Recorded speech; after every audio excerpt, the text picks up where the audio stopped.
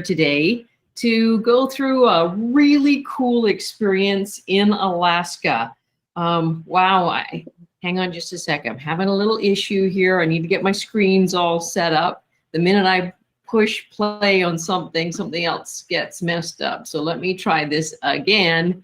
Now I can see everything I need to. So I'm Nancy McGee, and I am the Vice President of Education with the Commemorative Air Force. And today we have a really cool webinar for you. Thank you to our audience for tuning in on a Saturday. I know we've been doing these for you generally on Wednesdays, but we had the opportunity to speak with Karen Abel, who is the most amazing person. Man, I tell you, when I grow up, I want to be Karen. So first I want to tell you guys that Karen is coming to us from an incredibly remote area, and we'll fill in more information about that in just a minute and show you where in the world Karen is. But it means because she's so terribly remote, you know, we sometimes have technology challenges as it is, and now we're adding a lot to it. And Karen has been such a trooper about trying to bring you, our audience, one of the most amazing experiences on site. Since we can't be in Dutch Harbor ourselves right now, Karen was trying to bring Dutch Harbor to us, and she's got a great day planned for us. So we'll have a great experience there. It won't be quite the outdoorsy experience we were hoping for, but I'll fill you in a little bit more. But first, let me tell you guys about Karen Abel. This is a remarkable woman. Karen started writing and researching in the Aleutian Campaign in 2012 in an effort to honor her grandfather, who was a World War II fighter pilot. And he was in the 111th Squadron with the Royal Canadian Air Force. You know, what she discovered was a large-scale lack of awareness of the overall campaign from both the American and the Canadian perspectives. So she's made it her mission to retrace her grandfather's footsteps. And along the way, she's sharing the stories of those who served alongside him in the Aleutian Islands and ensuring they get the recognition they deserve as well.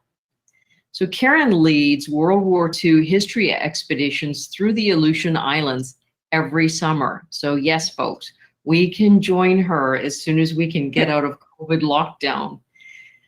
She works in partnership with the Aleutian World War II National Historic Area on the Aleutian Campaign related projects, and that includes veteran reunions and museum exhibits and commemorative events.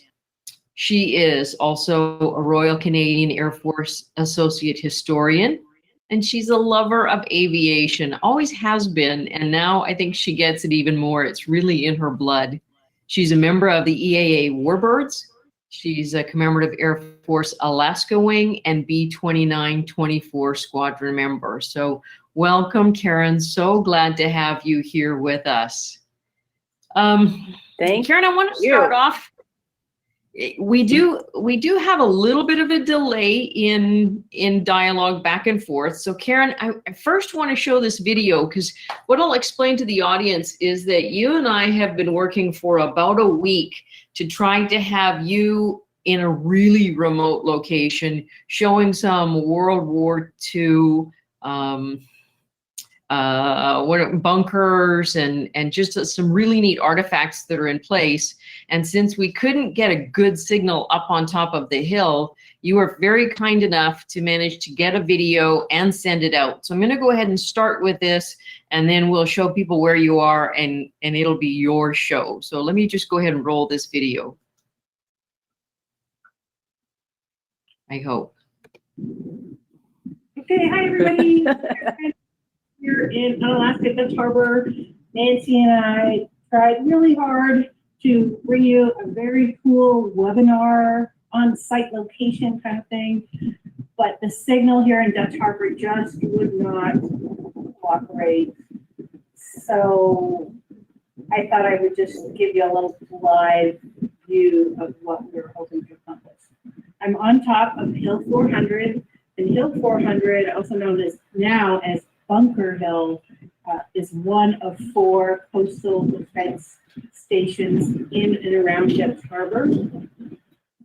And you can see the bunker, the 2-story bunker that's over my shoulder. That was the command and observation post here. And then a little bit more over my shoulder, I guess, is the 155mm Panama Mount placement. There are 4 of those here on the bunker. They're very cool.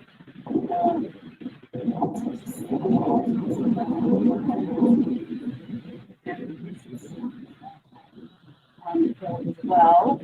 Now the hill overlooks the city of Unalaska, which is behind me.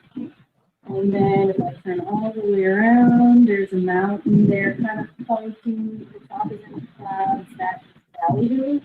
Fort Silatka sits on top of Valley View, and that is another 4 head stations. So there was Navy and there was Army stations in the country. So we tried. I guess we'll just have to watch me sitting at a kitchen somewhere or something. But I hope you enjoyed the webinar, and hope you learned something new. Thanks for watching. You were such a trooper to do that, Karen. And I think you told me it was a 2.5-mile hike each direction. Round trip. Round trip, okay. Round And trip. you made that at least twice, trying this out. And of course, in a remote area, there's no Wi-Fi or great cell connectivity. So that was a challenge. So I wanted to show everybody where you are. In fact, you are much closer to mainland Russia than you are to mainland Alaska right now. They're in Dutch Harbor. So it gives you an idea where you are, off in the Bering Sea someplace, and it looks absolutely spectacular there. So our audience has an idea of where you are, and on a beautiful sunshiny day, that's what it looks like. So Karen, I'm going to let you jump in and take over now. This is your show. Thanks for being here. Well, thanks for having me. Anyone who's met me knows that I can talk about the campaign, talk your ear off probably, and something I'm very passionate about. So I'm really happy to be here and sharing my story and the story of those who served here. I know that the Aleutian Campaign's been talked about quite a bit lately, which is great to see. The National World War II Museum did a couple of webinars on it, Joey Belfour, which were great. Mostly covered the Battle of Attu and some of the main facts of the campaign. So I thought we'd talk about something a little bit different, and that is the first joint partnership of the US and Canada and what that looked like.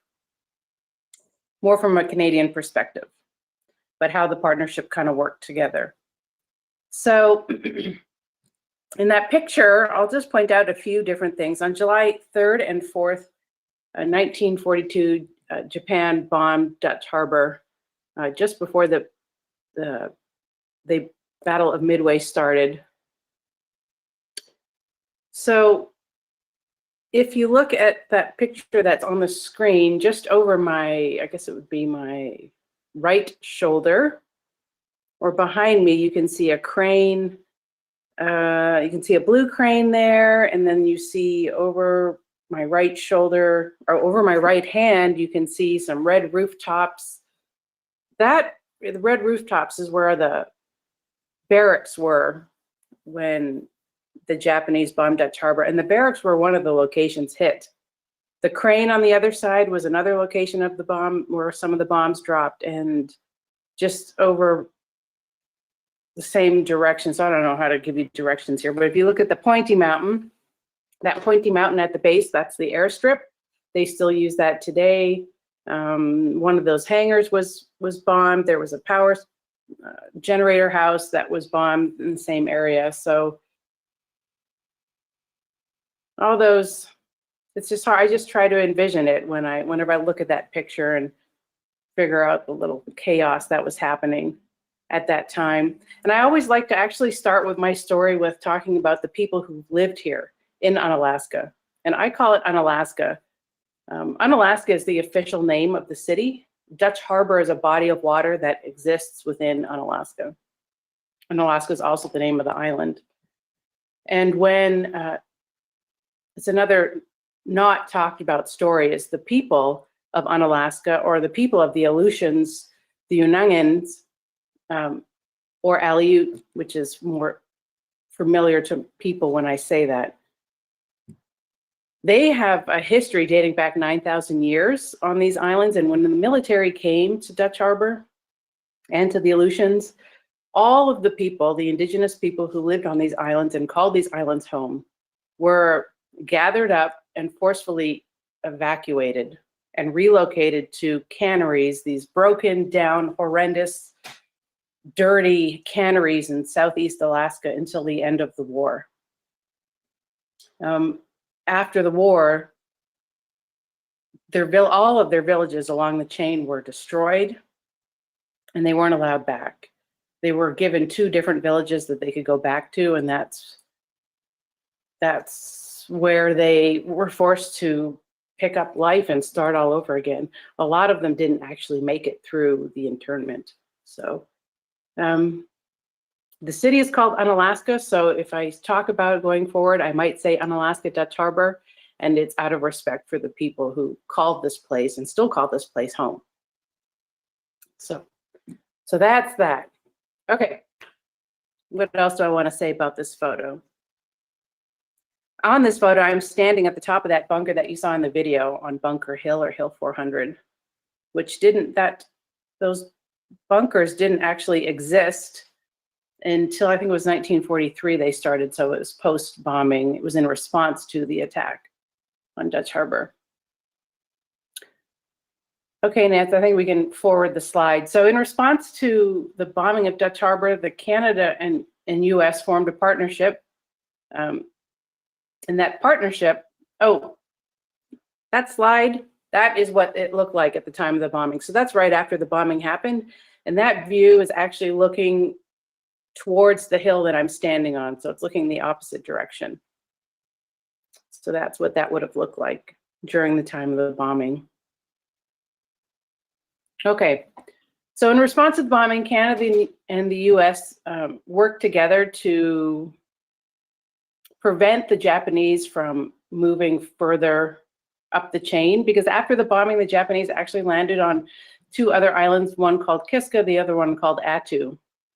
Now in Kiska, there were 12 US Navy soldiers, or Navy men, I guess they're not soldiers. There were 12 US Navy men stationed there. They were all taken prisoners. And on Attu, there were 45 villagers and 2 Americans.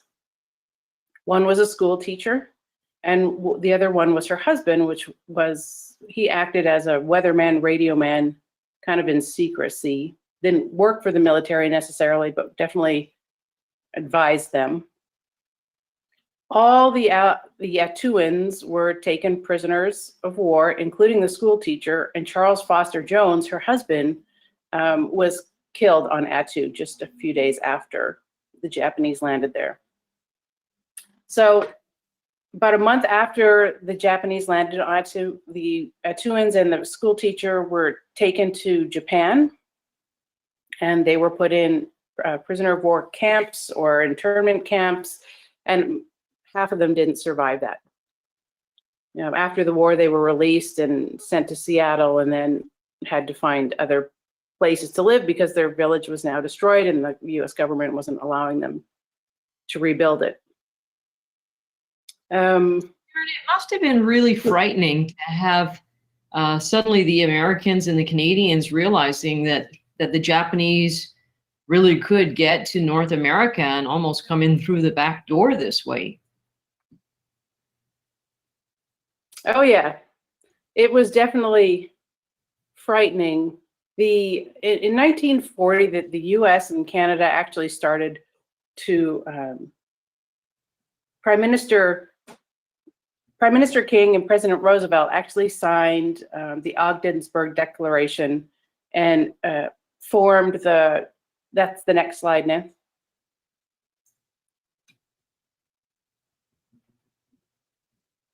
They formed the Permanent Joint Board of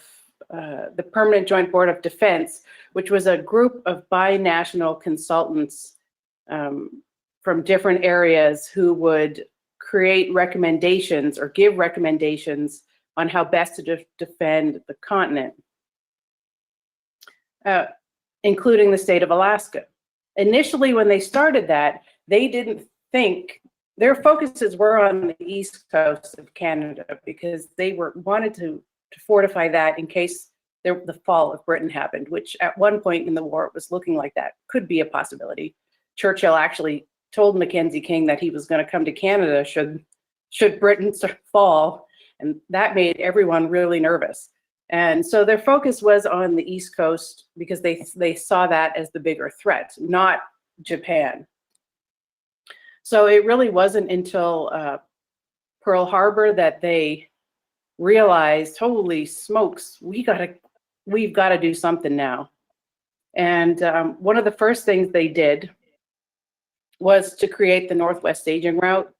And another thing they did is that the U.S. Navy needed a Navy base on the West Coast. And so they asked Canada to set up a Navy base at Prince Rupert. Now, Prince Rupert was an ideal location for the transport of troops up to Alaska. It didn't have enough room for an airfield. There was no flatland, and so the U.S. Navy base set up there and asked the Royal Canadian Air Force to protect it. And so the Royal Canadian Air Force set up a base on Annette Island, which is just the south end of Alaska. So here we had the U.S. Navy base set up on Canadian soil, which was the first time U.S. forces have ever set up on Canadian soil.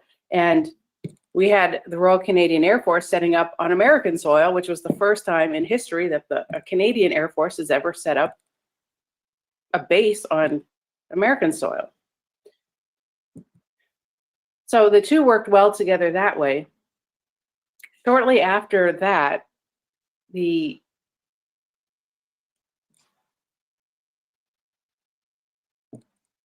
Americans cracked the Japanese code. And when that happened, the U.S. realized that they still hadn't had enough defenses in Alaska. There still wasn't enough defenses in Alaska. And so General DeWitt put a request in to Air Vice Marshal Stevenson to send more squadrons further north, which wasn't the original plan of the agreement. Air Vice Marshal Stevenson thought that if he sent his western squadrons further north, that it would leave Canada undefended and weak. So after about a week of debate going back and forth, Air Vice Marshal Stevenson agreed to send 2 squadrons to Anchorage, to Elmendorf Air Force Base, or Army Airfield. He also realized that, and that was the deciding factor for him, that Canada can only be defended to the degree that Alaska is defended. And so he realized the importance of making sure Alaska was properly defended in case the Japanese were going to, at that point, they didn't know exactly where they were going to attack, but they knew Alaska needed to be defended. So with 115 Squadron, that was flying Bolingbroke's, which is a British lumbering bomber.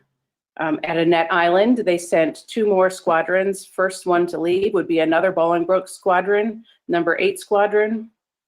They would leave Canada June 2nd, 1942, and arriving in Juneau, June 3rd, for a refueling stop the same day the Japanese bombed Dutch Harbor. As soon as they landed, they were ordered to go on patrol and start looking for any enemy activity, which they did, and that became the first operational mission from Royal Canadian Air Force under American command. Up until that point, the Royal Canadian Air Force had not taken, they had not worked together. So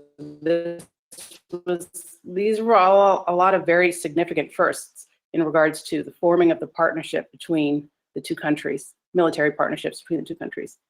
So finding nothing, the Bolingbroke Squadron continued on to Anchorage, and a day later, 111 Squadron, flying their P-40s, or their Kitty Hawks, as we call them, started out. 13 Kitty Hawks flew 1,800-mile inside route through the Northwest Passage, all making it to Anchorage. Some bumps along the way. Several people got lost. Several airplanes broke down. But they made it to Anchorage successfully. I think it took about 5 days.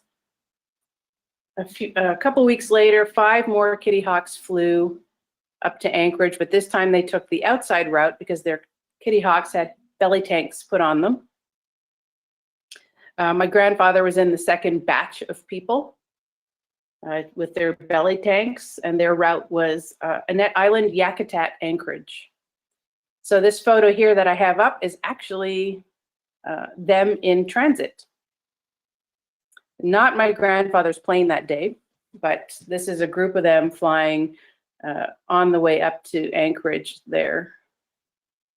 So the interesting thing about this photo is, besides that it's very cool, that 2 of these Kitty Hawks are still airworthy. LZE, now LZ is a squadron code that the planes early in the war anyways would have had on them. LZ represents 111 Squadron, and then D, or you can say V, D, or E, that is just a letter associated with the plane number. Eventually, later on in the campaign, they were ordered to take those off of the planes, but then this actually helps date photos when I'm looking at them historically. Oh, do they have the squadron codes? If they do, then I know that they were October 1942, and after they don't have the squadron codes, then they were post October 42. So LZE is owned right now by the Erickson Aircraft Collection in Oregon. That is the same P-40 that they fly. And LZD is owned by the late Rudy Frasca and his family. Yeah, so we can, Nancy, you can advance this slide. So a few years ago, I sent the Frascas with a picture of my grandfather in this plane. That's him there in the bottom. And that's the plane now as you see it. And the Frascas made this photo for me when I went to go see it playing for the first time in Urbana. Since then, maybe some of you have seen us, we've been on, we were at Oshkosh as part of a Warbirds in Review Aleutian Campaign session in 2018, I think it was. So pretty cool. That was probably one of my highlights for sure, to be able to sit in the plane and touch all the same things my grandfather would have touched. A lot of it, the inside is in very original condition. Yeah, it was pretty amazing. And then he, of course, oh my gosh, yeah. He went up and flew it, and he gave me a little show and to hear. This was the first time I'd ever heard the P-40, so yeah, it was pretty emotional. Still emotional. I still love it. And the Frasca family is just, I'm sure a lot of the people in aviation know already, the Frasca family is just amazing. Rudy Frasca is just a really inspirational human, and his family is the same way. So I couldn't imagine a better home for one of my grandfather's planes. Excellent. Yeah. So you can advance the slide, Nance.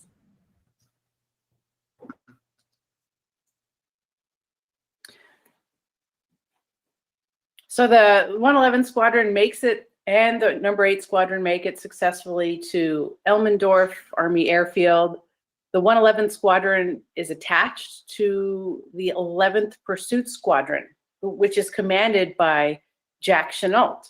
Now, Jack Chenault is Claire Chenault's oldest son.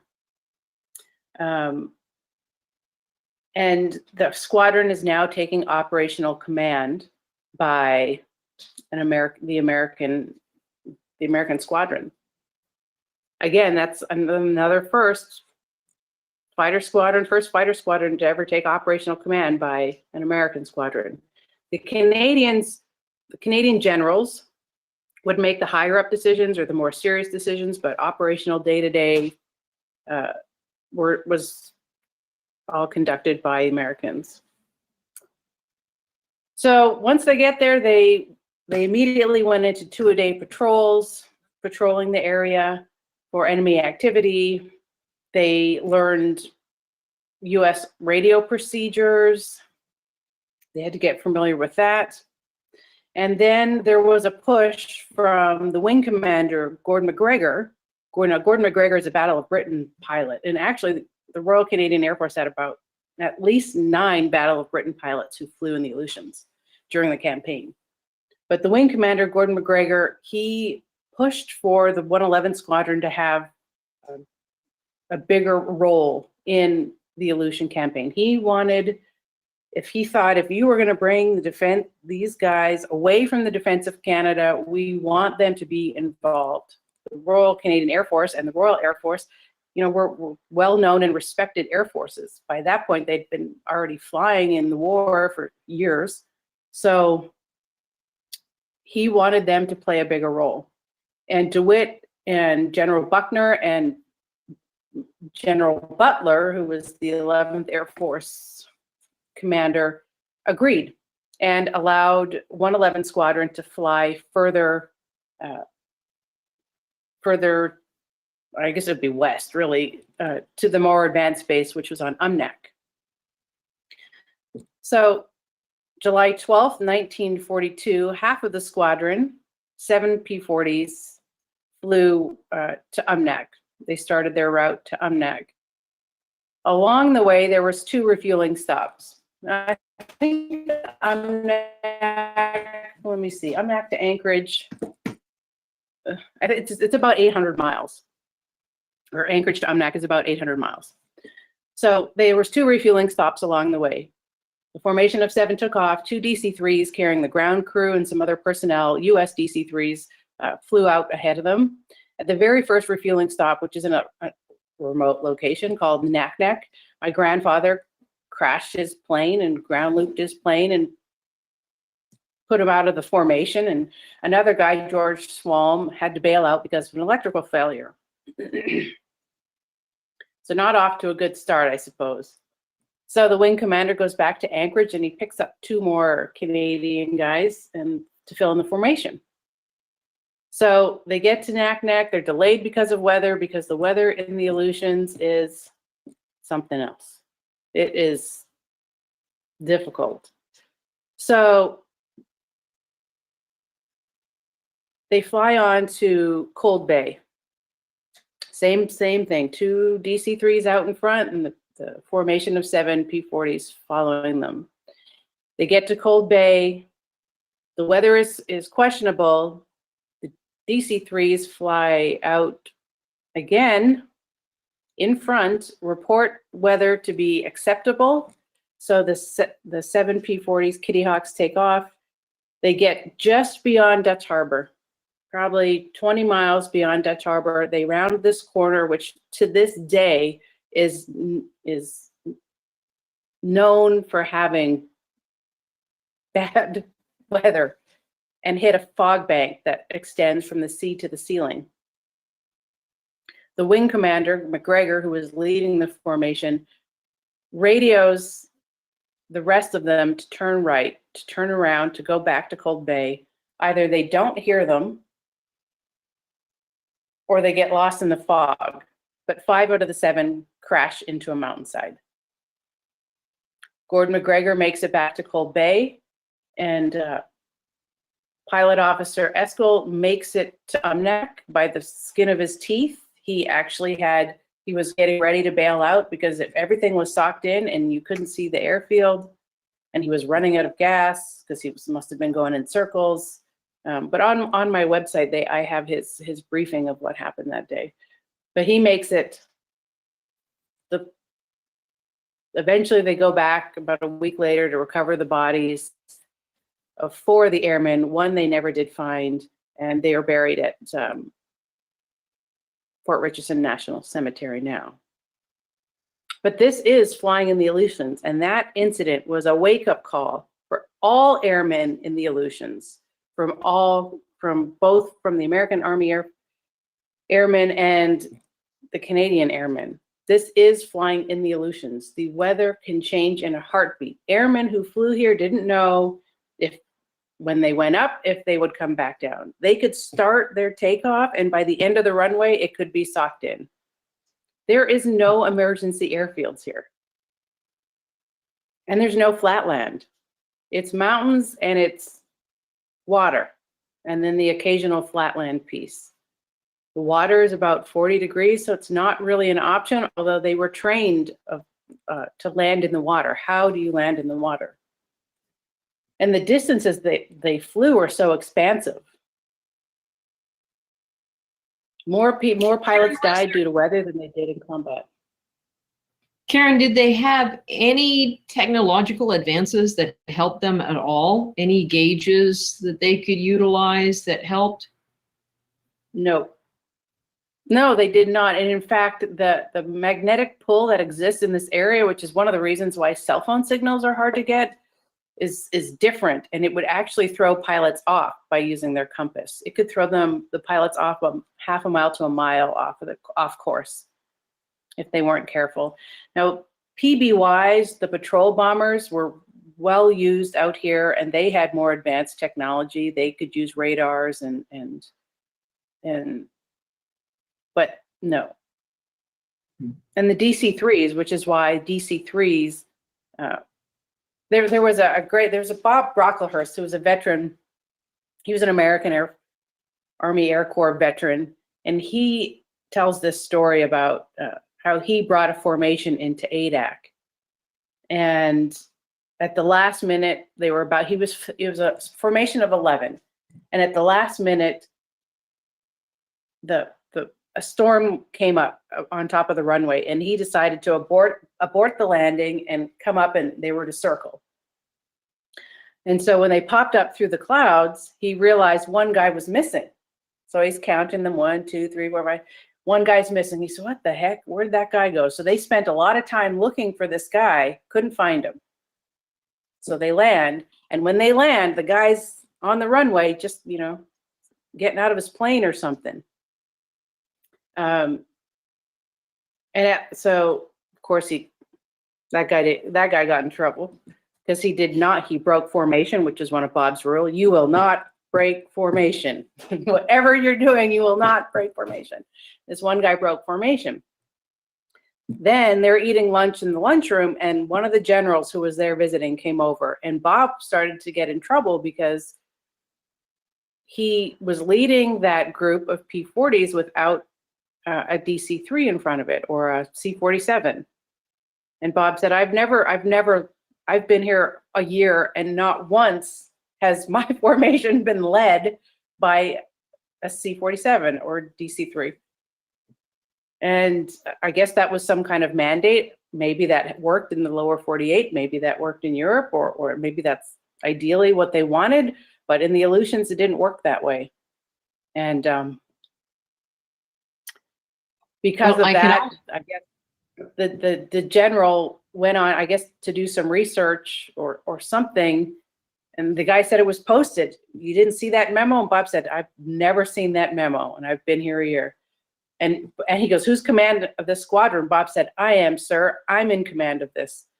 And a day later, Bob got promoted because the general realized he was wrong, and then he realized he was rewarded for leading well. So, awesome. Yeah, so I guess ideally you would have had that in a formation, but in the Aleutians it just didn't. There's a lot of things that didn't take place here that maybe would have taken place as other areas, other bases.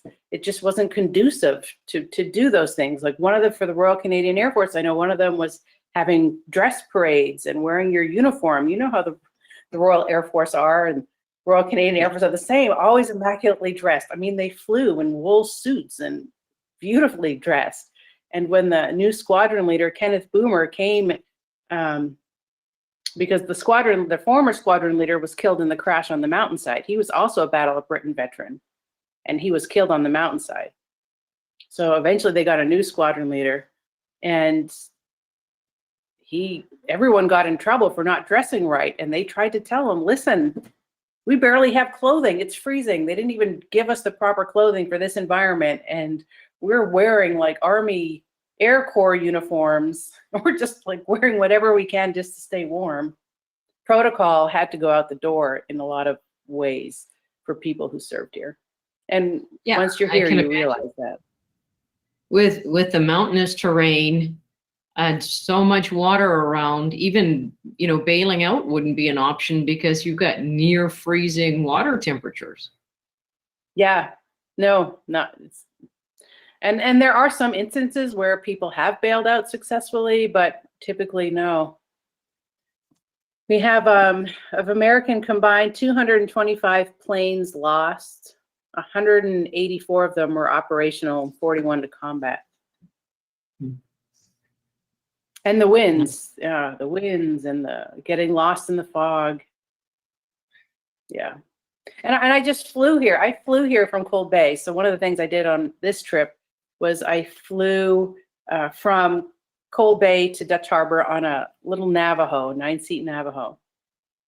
And we flew at 500 feet the entire trip.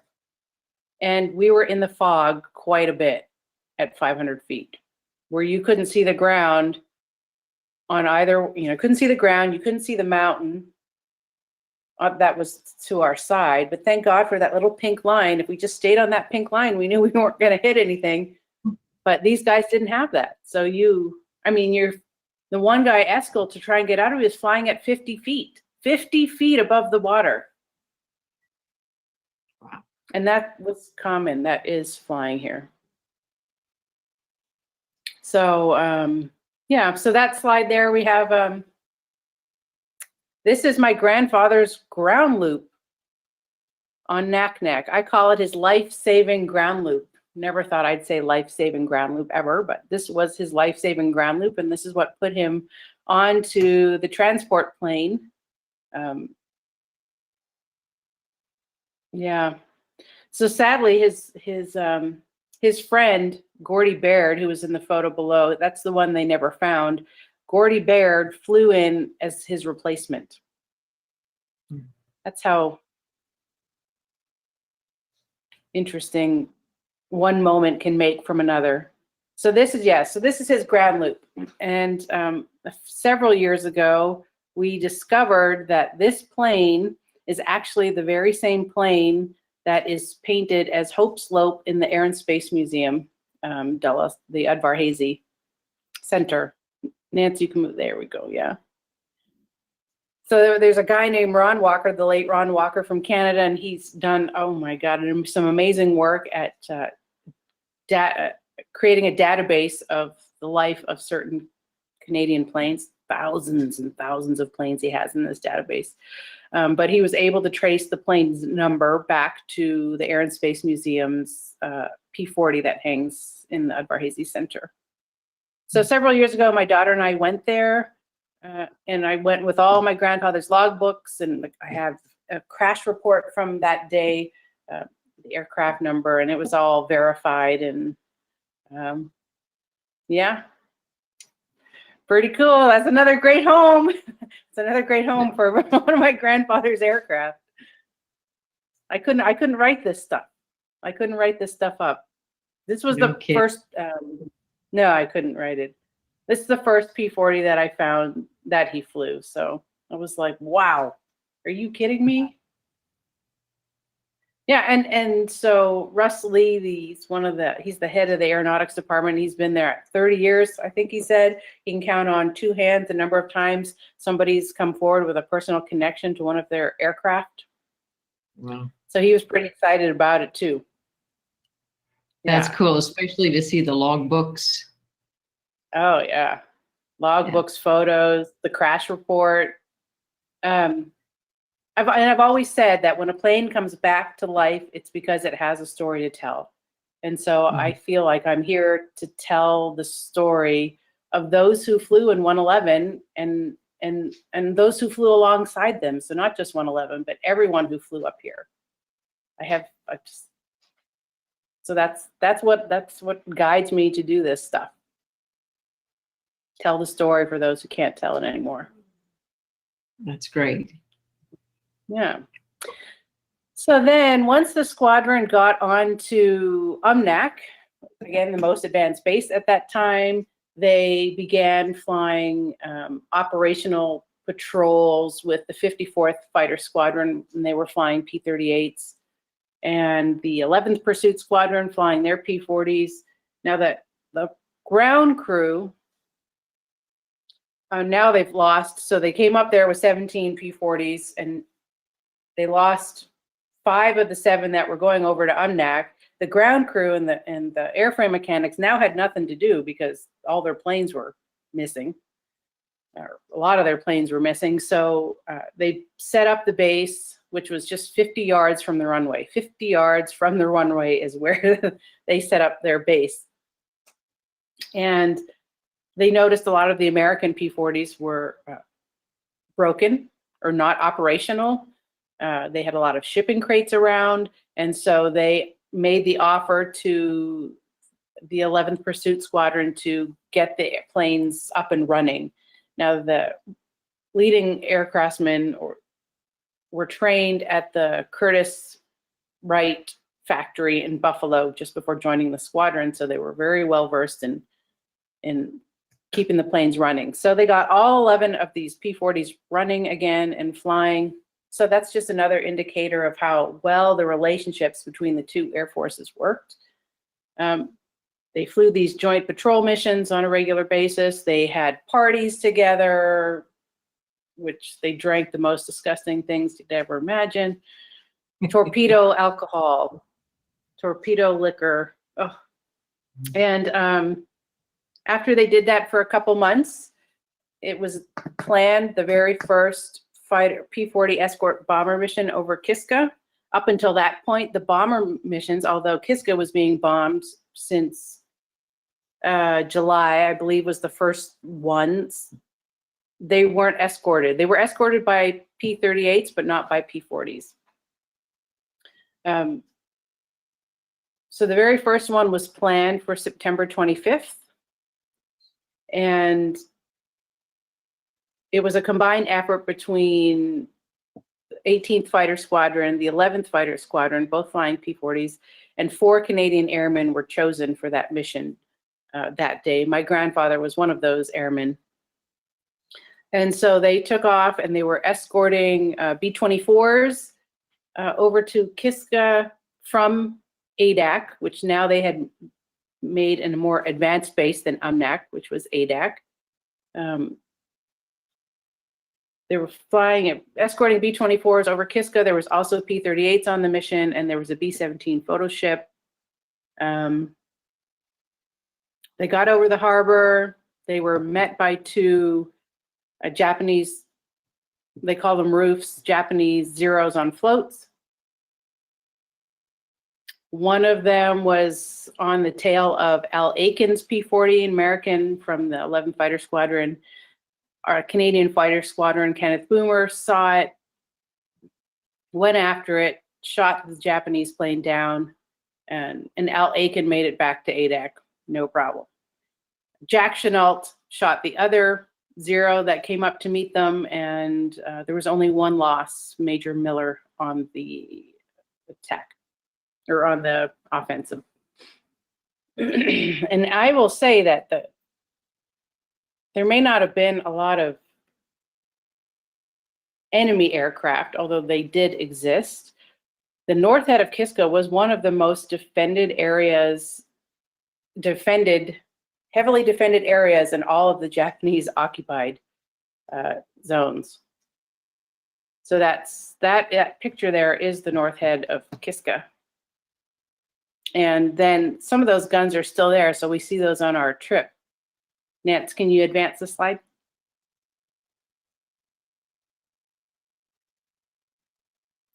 There's a couple of 75mm anti-aircraft guns. that are still on Kiska in their original defensive positions. So those would have been shooting at the airmen, my grandfather. And then these are some of the other ones. These are more coastal guns for ships. Those are 120 centimeter or millimeter coastal guns. Pretty sure these are actually British coastal gun, which is interesting. The British gave them to the Japanese, and then they used them on us. Mm-hmm. How on earth did they get them up the top of these hills? Oh my gosh, I don't know that, and I guess that's why they left them there. I was just yesterday, I was on top of Fort Schwatka, which is another one of the battery locations here in Dutch Harbor, and I have a picture of the American. It was the 206th Coast Artillery who were stationed up there, and they were pulling this gun up a mountainside with a slope like this. And I know here they used wooden sleds with ropes, and they would put the gun on the sled and then use the ropes and a pulley system or winch, like a winch, to get them to the top. I don't know exactly how the Japanese did it, but it takes, I mean, even to walk to this, where this gun is located, it's a hike. Mm-hmm. So I don't know how they did it. And that's why they're left there, because when the Japanese evacuated the island in the fog in secrecy in July of 1943, they left all the stuff behind because they were in a hurry and they just were getting out. So all the guns have been destroyed, so you can't use them. They're not operable, but they still are there, which gives us a good insight as to how they would have set up their bases and what that looked like and what their defenses were exactly. So part of the tours that you lead, do you get to go see this stuff? Oh yeah, for sure. Nice. Definitely. Yeah. Right. Yeah, and there's probably at least 21 different guns on Kiska still. At least 21, yeah.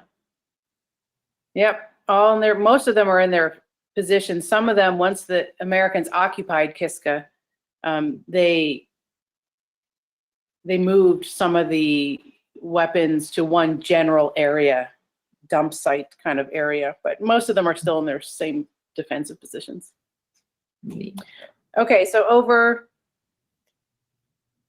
back to the mission. They get back to Adak. The mission is successful. The Canadians expended all their ammunition. The squadron leader Boomer shoots down a plane. They hit a submarine, or finished off a submarine that was in the harbor. They, hit the anti-aircraft sites and some barracks, and it was a successful trip. Like I said, Jack Chenault shot down the other Japanese roof that came up to meet the formation. And as a result, all the airmen, both Canadian and American, received American Air Medals for their participation. And my grandfather was one of them. These are the 4 Canadian airmen that would receive medals. And this would be the first Canadians to ever receive an American Air Medal also. Has that happened many times since? Pardon? Has that happened many times since? Has what happened? Have Canadian pilots received American Air Medals many times since the? I don't actually know the answer to that question. Yeah, I would be actually curious to know the answer. I don't actually know the answer. Okay, we've got some homework to do after this webinar. I do know that in the Aleutian Campaign, and we'll get to that later, there was another fighter squadron to join them, the 14th Fighter Squadron, and they were awarded 7 American Air Medals also. But outside of the campaign, I am not sure in other theaters if that happened. Not sure. Stay tuned. Hey. Okay, so I also wanted to mention that Kenneth Boomer, the squadron leader in the top left corner, is also credited with the only RCAF squadron aerial victory in the Pacific Theater, which is pretty significant. And for that, he also received the Distinguished Flying Cross decoration. The other thing I also like to point out through the process of telling their story is as of which ones survived the war and which ones didn't. And Kenneth Boomer, the squadron leader, top left, he did not survive the war, and neither did bottom right corner, Jim Goal. They were both killed in Europe. So. And which one of those is your father? Oh, sorry, my grandfather is the top right. If you couldn't tell by his, by our eyes, which, yeah, I guess run in our family. Yeah, that's my grandfather. Okay, so after that, after they get back to Adak, my grandfather and Hal Gooding, which is the bottom left in this, or no, actually Jim Goal, which is just underneath him, they stay on Adak and continue patrol operations with the Americans squadrons that were stationed up there. Again, these were just joint missions. The Canadian guys intermingled with the other ones. They stay there for just over a month or so until the squadron is called back to Anchorage and sent over to Kodiak Island, where they would be replacing the 18th Fighter Squadron, who was there defending the main naval base that was in Alaska. With the departure of the 18th Fighter Squadron, the arrival of the 111th Squadron, the Canadian Squadron became the only fighter squadron that was there in defense of the American Naval Air Station. Yeah. So that's kind of cool. Again, the Canadians defending an American, in defense of American squadron. So at this point, number 8 Bolingbroke, the bomber squadron, was in Nome. Part of their squadron was in Nome, part of it was in Anchorage, and they were flying patrol duties around that area. The General DeWitt, now the Bolingbroke plane wasn't very equipped for the type of flying that needed to happen in the Aleutians. It didn't have the range. Americans couldn't get the parts for them when they broke down. So DeWitt requested that that squadron be replaced with a fighter squadron. So the 14th Squadron came up to the Aleutians in April of 1943. They went straight to Umnak. It took them a month to get up here because of weather. They went straight to Umnak. I will just say, I guess, give you some point of reference. Umnak is about 60 miles west of where I am right now in Dutch Harbor. So taking a month to get up here is a long time. They went to Umnak, and from Umnak they went to Amchitka. And by now the Army Air Force has created an even more advanced base than Adak. They had now created a base on Amchitka, which was just 50 miles from Japanese occupied Kiska. Oh, like we're trying, like we think it just gets more remote and more remote. So the 111th Squadron and the 14th Squadron, or a small detachment from 111th Squadron and the 14th Squadron, would spend time on Amchitka, flying missions, regular operational missions over Kiska. By this point, they had now had 500-pound bombs attached to the bellies of their P-40s, and they would just fly missions. 2 weeks on, 2 weeks off. That's how all the airmen would work. And Umnak was their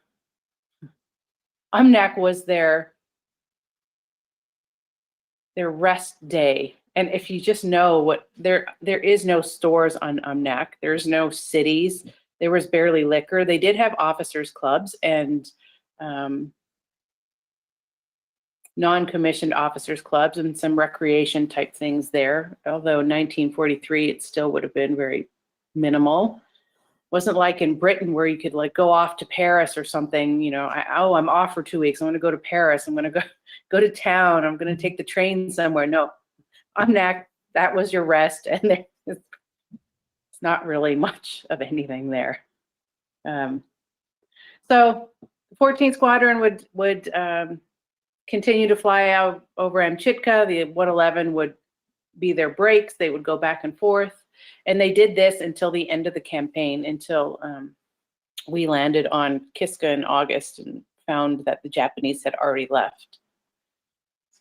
As I had mentioned, the 14th Squadron, because of their participation, they received 7 air medals. 7 of their guys received air medals for their work. So it's just a really good example of, you can move to the next slide, Nance, I think. Mm-hmm. It's just a really good example of the working relationship between the Canadians and American squadrons.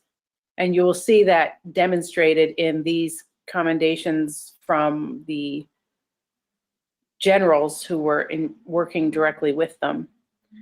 So I suppose I'll read it. Attacks pressed home in the face of enemy opposition with a courage, skill, and determination that reflects the highest credit on the force in which they serve.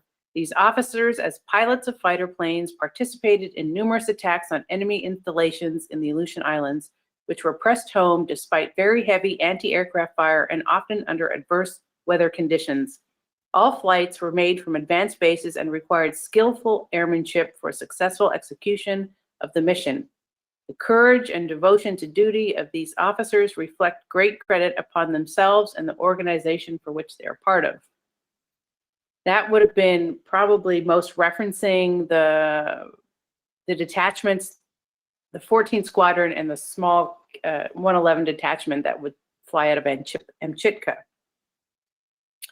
And then this one would be more towards the beginning of the campaign, which says, it's my great regret that we see the departure of 111 Fighter Squadron, Royal Canadian Air Force. Their entire tour of duty here has been noted for their sincere cordiality, total cooperation, and the frank and easy manner in which they mingled with our personnel stationed here. We are proud to be brothers in arms with them.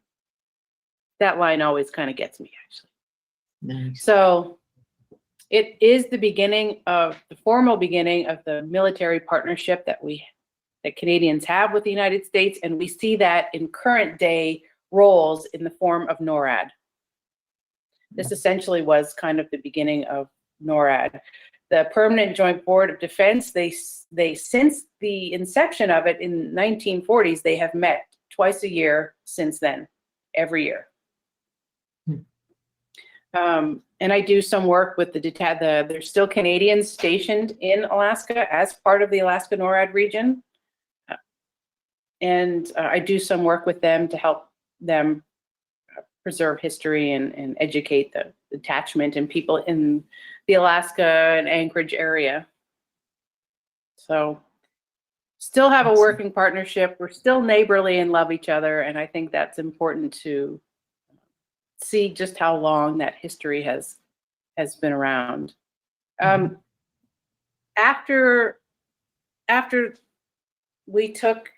the Battle of Attu and after we got onto Kiska and took that island back, the Americans went on to set up bases both on Kiska and both on Attu. From Attu, we began to actively bomb the Kurils Islands. The Kurils Islands are Japanese, at that point, were Japanese-owned islands which sit just south of the Kamchatka Peninsula. And the Japanese actually had a pretty big garrison over there and 4 airfields.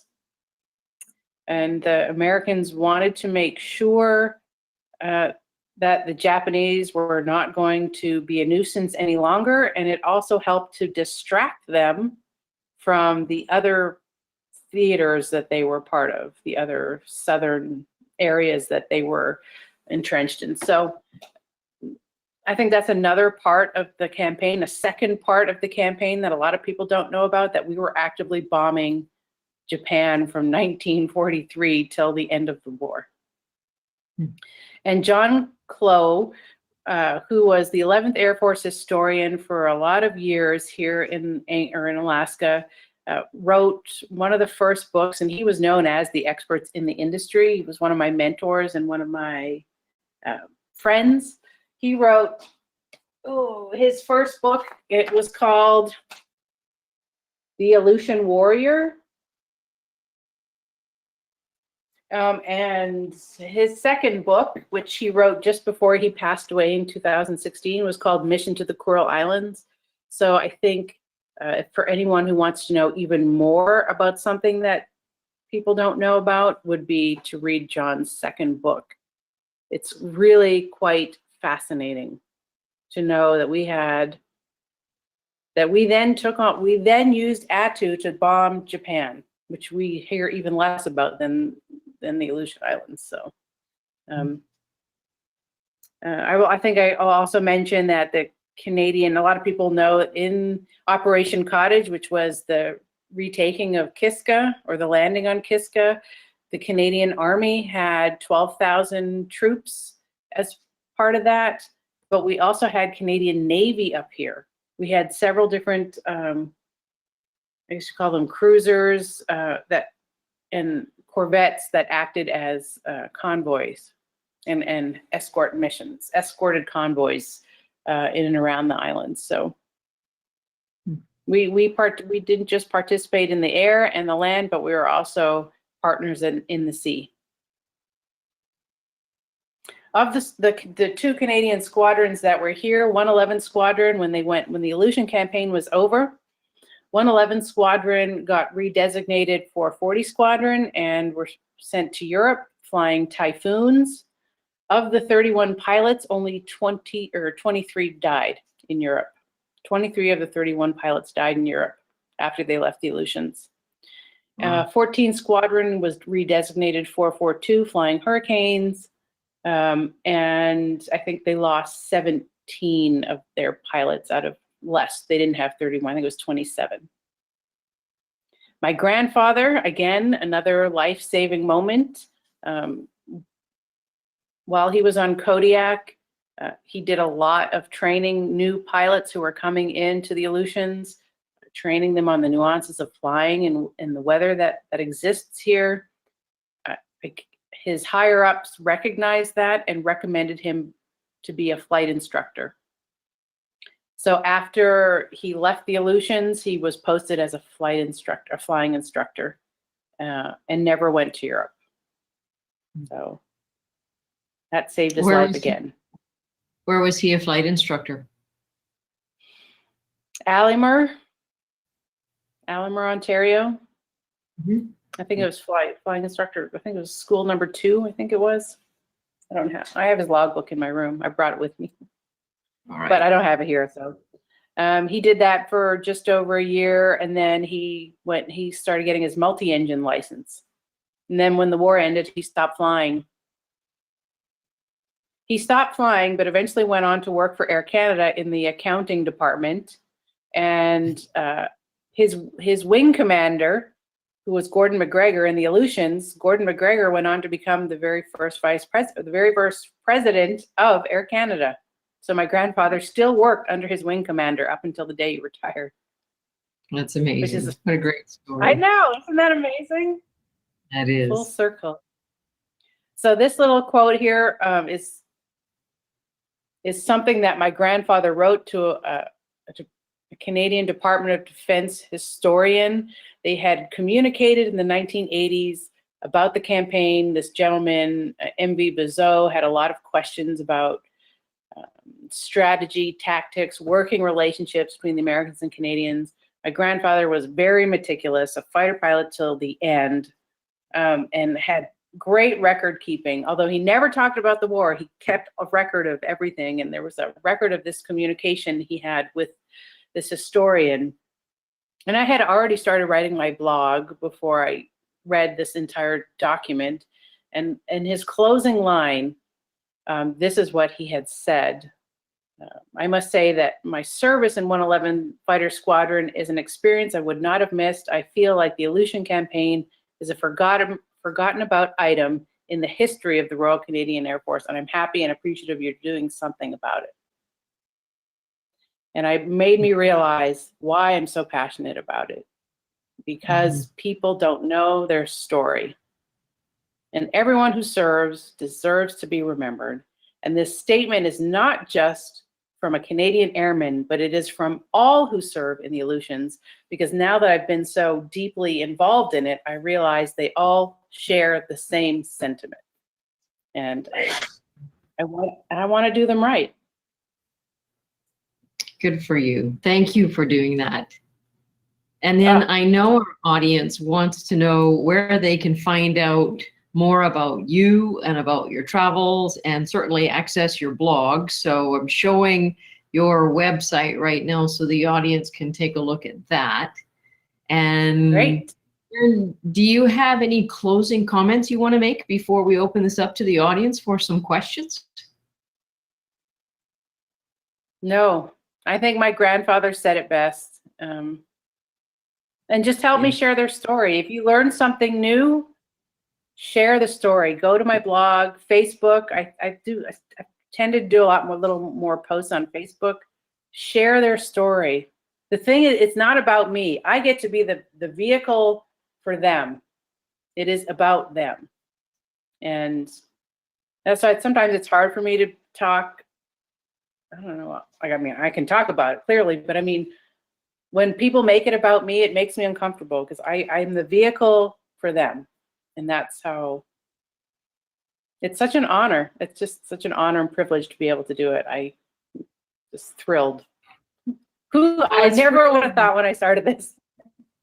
Would have been so fun, so fulfilling, and yeah. And I started flying. I have 8 hours in my logbook now. Your grandfather must be so proud. I know he's smiling on you. Oh yeah, I hope so. Or he's given me a stern finger. He guides me the whole way. If I don't know what to do, I just say, okay, you got to show me what to do here. Just like when things open up and I can't write most of the story, never would have been able to envision it, and I just let them guide me, you know. There's been so many times that I go, we're really doing this right now? We're doing this. I have no idea what I'm doing, but you want me to do this. Okay, let's go for it. Let's see where this goes. Is it easier for you to write in your blog when you're in the location, when you're in the moment? Yeah, for sure. And that's part of the reason why I came here. I'm here for a month. No tours this year, thanks to COVID. And I have friends here, and I have a community here now that I've built. But yeah, I love to be in the environment. And this last year, I haven't done as much writing because I've been a lot of doing other projects with the Park Service and things. So I've gotten away from the original mission a little bit. And so I'm coming back here. I want to be more reconnected to what makes my heart sing, and that is to tell their stories. So, yeah. Great. Thank you. Well, let's open it up to the audience and see questions coming in. I know Leah Block, our VP of Marketing, is behind the scenes. Oh, and now she's on the scene. So thanks, Leah, for joining us. Well, we have a lot of questions, so I thought we would join the conversation because we definitely have a lot of questions. The first one coming in is about a B-26 Marauder. Someone's asking about the 73rd and 72nd bomber squadrons that were based in the Aleutian Islands. Do you know anything about them? I don't know that much about them. The 73rd, I know they were using torpedoes, I thought, but I don't know enough about them. What specifically do they? Just wanted to know where they were based, and I'll let everybody know. If you have questions that we can't answer, a lot of times we'll send them out to people to try and get an answer for you and reply. So feel free to ask your questions, and if we can't answer them here, we'll get back to you. We love Or questions. they can email me, and I'm happy to do the research and then get back to them. But there's a lot of things to remember. There's still so much that I have to learn that I won't know the answers to everything. But I'm happy to research because that's how I learn stuff. So. Well, that is a perfect segue into our next question, which is, how do you get started? You know, how did you get started researching about your family's history? A lot of people now, especially now that we've got so much time to spend looking for things, are going, how do I get started finding out about my family? Well, my grandfather died in 1996. He did not talk about the war. He did not talk about flying. He did have his medals in a frame in the den, and his uniform, which still fit him for his 25th wedding anniversary, which he was very proud of. But even from that, he never talked about it. My dad was a weatherman, retired. His whole career was about weather. And early on, he used to brief pilots.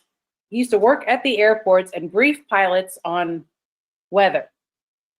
And yet they still never talked about flying in the Aleutians or flying in some of the worst weather there is to fly in. So we all think it's very strange that he never talked about it, which is now we know so common with so many veterans and the families of veterans that I've spoken with. So when he died, I've always loved aviation. I've always had my head in the sky.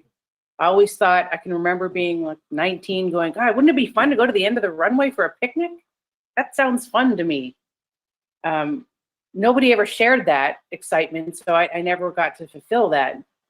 So when he died and we found all of his flight log books, we have his flight map of his mission, we have photos, newspaper articles, the history documents, his medals. I was like, wow, I cannot believe that I didn't know this. What is all this stuff? And then life went on. 20 years later, I picked it back up again, and it all started from a little conversation I had with my neighbor about, who also loves aviation, about my grandfather flying during the war in Alaska. And I thought, wouldn't it be fun to donate his things to a museum in Alaska? But I couldn't just donate to anyone. I had to start researching. And from there, it snowballed into talking about it and realizing nobody knew their story. And how could that be? How does nobody know this part of history? I thought maybe it was just a Canadian thing. Canadians didn't know this part of history. When Americans didn't know this part of history either, and people who were interested in World War II, I thought, that should not happen. And I am going to start to tell their story so they get the recognition they deserve. So that's how my journey started. I am a lover, not a fighter. Was not like a lifelong World War II history buff. This started out as a journey to honor my grandfather, something that came strictly from the heart, and it's led me from there. So I am not, and that's one of the things sometimes I will struggle with when I did a presentation last year with the Royal Canadian Air Force General. And I thought, well, am I out of my league here? But I bring my own part of it. I own my own part of it to the history area. So that's how I got started. I started from the heart. Well, that leads to another question, which is, why do you think this piece of history has been kind of left out? You know, why didn't we learn about this? It seems it's closer to home than most of the other things that we do hear about, but yet, you know, this isn't something that we learn. Yeah, a lot of historians will say, well, there's a few different theories, but a lot of historians will say that the Aleutian Campaign is just a diversionary tactic. It's just a diversionary tactic. You know, the Japanese weren't really going to invade the United States, and they weren't really going to island hop. Maybe we can see that now looking back, because we've been able to access the Japanese war history and their strategic plan. But at that time, if you ask any veteran why they thought they were stationed in the Aleutians, it is because they thought the Japanese were trying to attack America. And each and every one of them took a lot of pride in that. So it upsets me when people say that, they just blow it aside like it's, and it wasn't that flashy. There wasn't this glorified dog fighting and combat, you know, and I think some people like glorified dog fighting and combat. So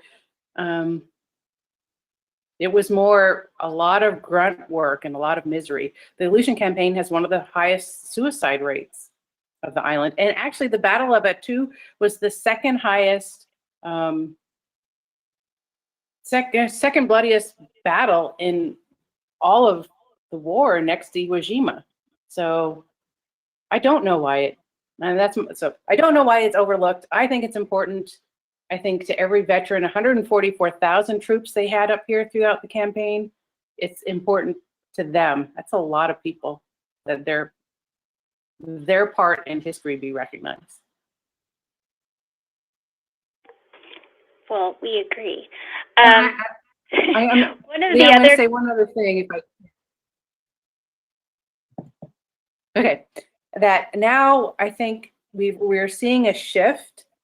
I know the Smithsonian was working on that several years ago, and I met with them. The National World War II Museum was working on highlighting smaller campaigns that through the years haven't gotten the recognition, realizing that maybe some of those other campaigns have been overdone, over-talked about. We know about that. Let's look at history a little bit differently. So I'm really encouraged and happy about the way that some of these big museums are highlighting smaller battles.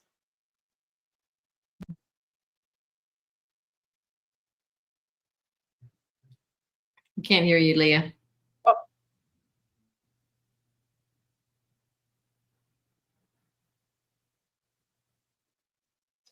Nope. Still can't hear you, Leah. This is when I wish I was a lip reader.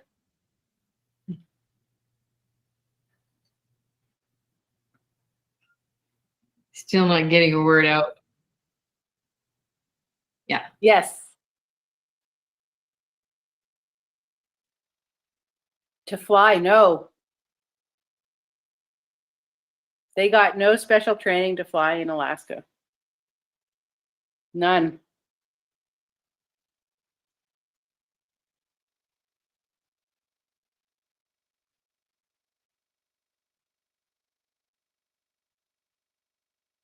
Negative. What they relied on, so Bob Brocklehurst, the one I spoke of him earlier he flew up with the 11th Fighter Squadron, and Jack Chenault actually checked Bob out in the P-40 before they flew up to the Aleutians. He'd driven in snow before. He's from Pennsylvania.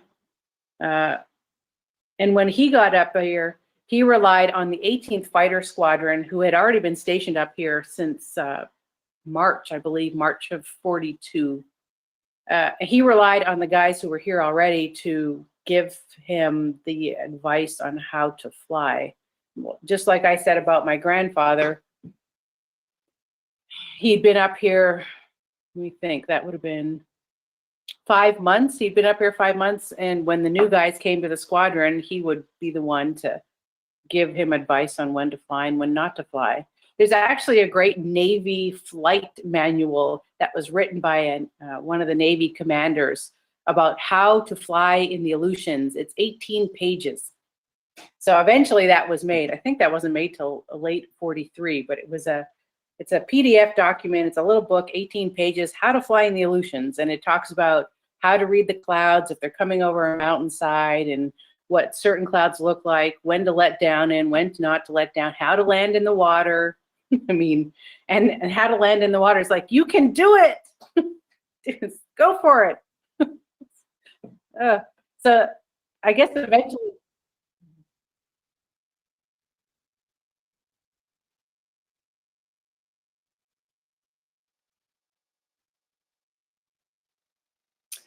Oh, so that is actually rumored to have happened, that they would send soldiers to Attu, the less desirable soldiers or airmen to Attu, just to get, because it's so in the middle of nowhere that just to get them out of their hair, you'd be like, you're stationed to Attu. It wasn't true for everyone stationed there though, but I have heard people say that. Yes, I don't know, I can't verify that 100%, but I've heard that before.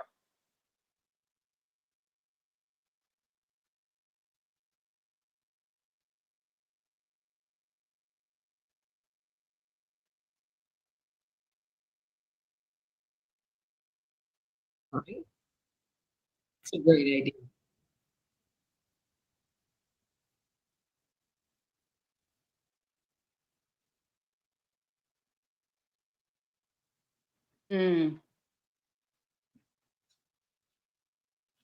I don't know the answer to that. I do know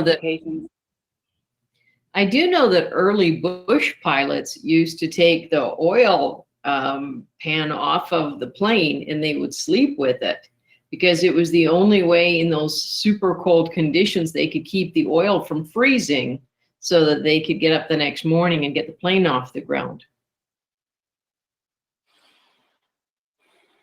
The interesting thing about P-40s here, there were no hangars on a lot of these advanced bases. And so they would create these nose hangars, these giant tent type things, and the airframe mechanics, if they were not just out in the open working on planes, they would put them into these nose hangars. Yeah, I don't know about, it doesn't get that cold here. So the cold is not necessarily the issue, it's the wind. So they would have planes flying, tumbling down the runway at times from 80 to 100 mile an hour gusts. Willy-waws, they're called, that would just come out of nowhere. No, but that would be an interesting question. We just had the last airframe mechanic of my grandfather's squadron pass away in May. He would have known the answer to that. But I'm connected with aviation here in the Aleutians and Alaska, so I'm sure I can get somebody to talk about that, flying in the Aleutians and what that would look like. So we have another question come in, which I guess is probably coming from some of the young women that we've invited about, can you talk about your experience as a female in aviation? We get that pretty much anytime we have a woman pilot come on, but what drew you to aviation? Was it your family history or was it something that attracted you to fly?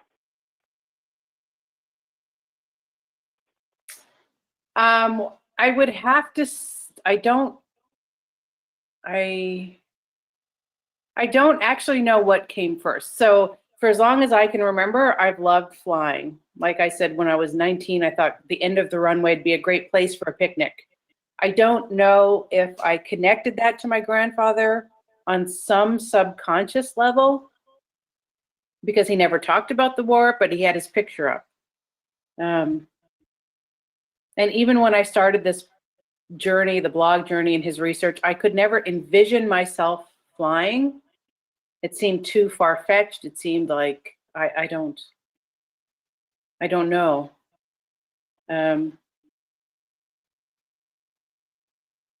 But why not? I mean, anyone can fly. Why, if that's something you want to do, then just do it.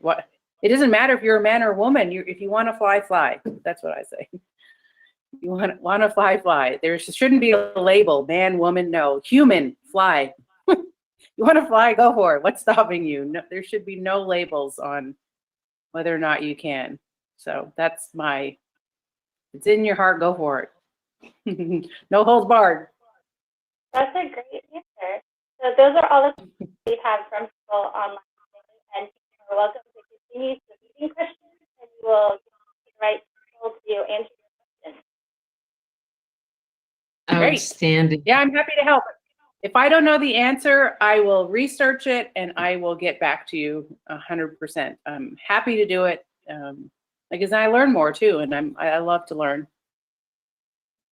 Well, Karen, you have been such a trooper coming to us from Unalaska and working so hard to try to get us out there on Hill 400, whatever it was. I forgot already. It would be 400. nice to be up there with you, and I look forward to getting a chance to do an expedition with you and get to see that firsthand and live in that moment with you. And I can't thank you enough for bringing this story to us. You know, history is so amazing, and we learn so much from it. And the fact that you have honored your grandfather and so many of our men and women who've served. So I thank you so much for that. It's been a great journey today. Well, thank you for listening, and thanks for giving me the opportunity to tell their story. And how do we find you on the internet or on Facebook? Florida Beaches to the Bering Sea. Both that's on Facebook and on online. It's because I actually live in Florida. I'm Canadian and live in Florida, work in Alaska. And if you ever have to call me, my number is from Puerto Rico. So you'll never forget now. Well, we definitely want your life, but it's been a great journey. Thanks, Karen Abel, so much for joining us and our audience. I want to thank you guys for joining in today on a Saturday. We're not going to have a webinar this upcoming on Wednesday, but we will the following Wednesday, where we're going to bring you the story of the RB-24. So Karen, again, thank you so much for joining us, and our audience, thanks for being here. Have a great day. Stay safe. Wash your hands. Don't touch your face, all that good stuff, so that we can join Karen next summer on a trip up to Dutch Harbor. Yeah. Yes. All right. Awesome. Thank you. Bye. Thanks, everybody.